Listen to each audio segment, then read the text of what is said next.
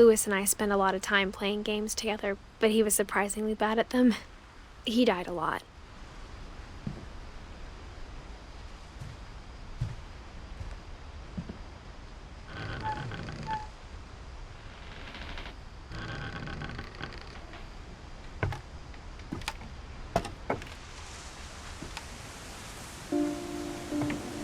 On the way back from Lewis's funeral, my mom told me to start packing.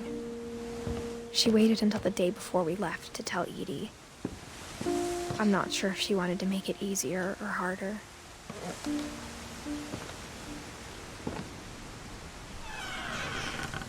I wish we'd stayed.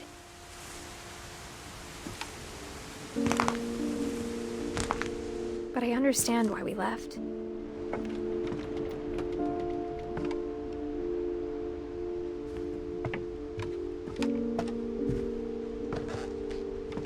My mom ended up leaving everything behind.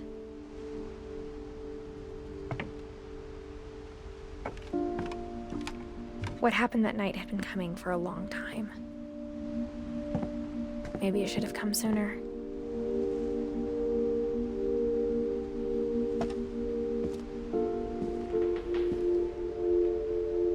But it had to end one way or another. All that's left now is to tell you about that last night.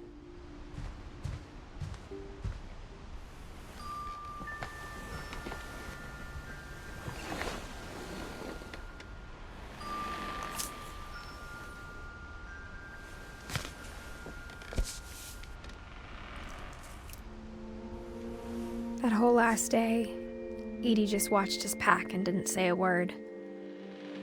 Until supper, when she raised her glass and said, "To our final night together, and all our final nights apart." Grandma, you know what I said about alcohol. Some of your medications are very Edith, specific. I left a present for you in the hallway. Why don't you go open it? The grown-ups have to argue now. I'm sorry, you're right. We're all leaving tomorrow. Let's just enjoy our last... I'm not leaving. Edith, you're excused.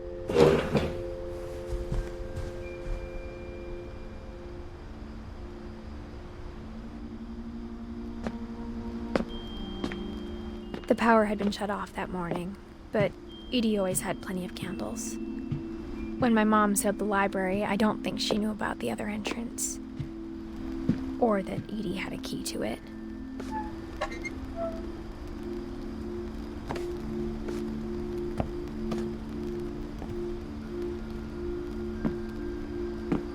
That thing you're afraid of isn't going to end when you leave the house. Edith has a right to know these stories. My children are dead because of your stories! I think it's best if Edith and I leave tonight. We'll have the nursing home send a van for you in the morning, okay?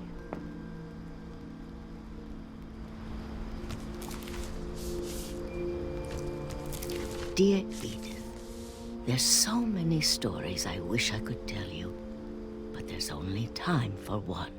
This is about what happened on the night you were born.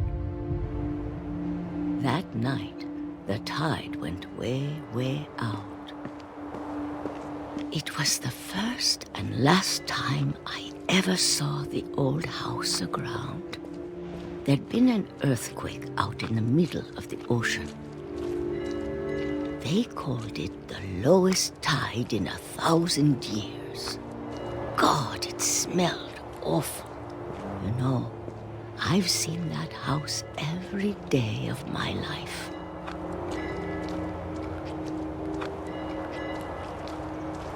But I never thought I'd go back to it. When the fog rolled in, I lost my way.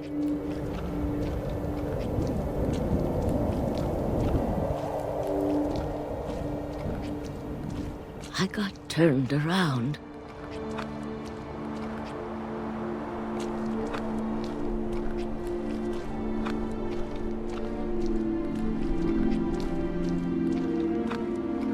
For a while, I wandered.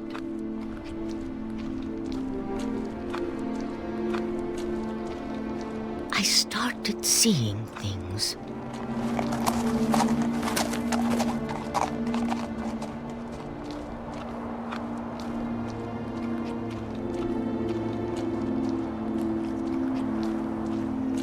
Things I'd forgotten had ever existed.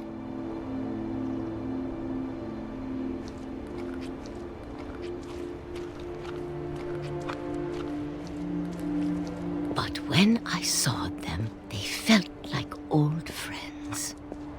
That night, a lot of things came back to me.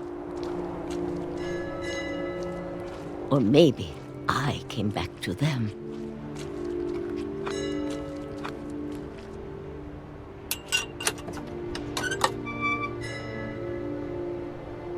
Things I can't explain, but that I need you to try and... Edith, what are you doing in here? It's mine. Edith! Mom, you're gonna rip it! Let go! I kicked and screamed, but Mom dragged me to the car.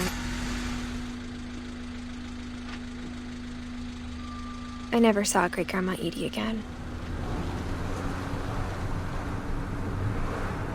The next morning, the band came to pick her up, but she was already gone.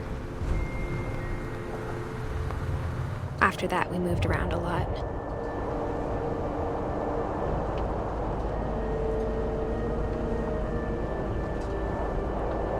We both tried to make the best of it.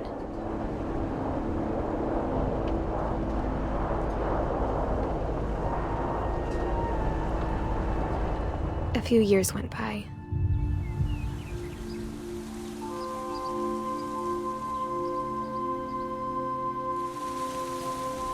My mom didn't like to talk about it,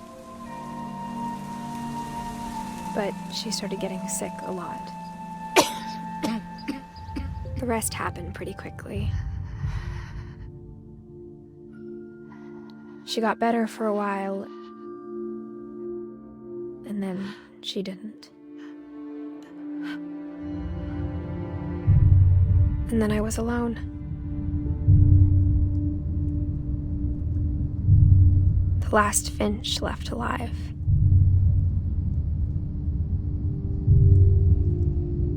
Until I found out about you. I'm still not sure what to tell you about all this. If we lived forever, maybe we'd have time to understand things. But as it is, I think the best we can do is try to open our eyes. And appreciate how strange and brief all of this is. This journal was supposed to be for you. But now I hope you'll never see it. I just want to meet you and tell you all these stories myself. But I guess if you're reading this now, things didn't work out that way.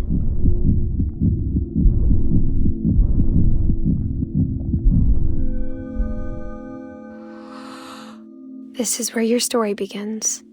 I'm sorry I won't be there to see it. It's a lot to ask, but I don't want you to be sad that I'm gone. I want you to be amazed that any of us ever had a chance to be here at all. Good luck.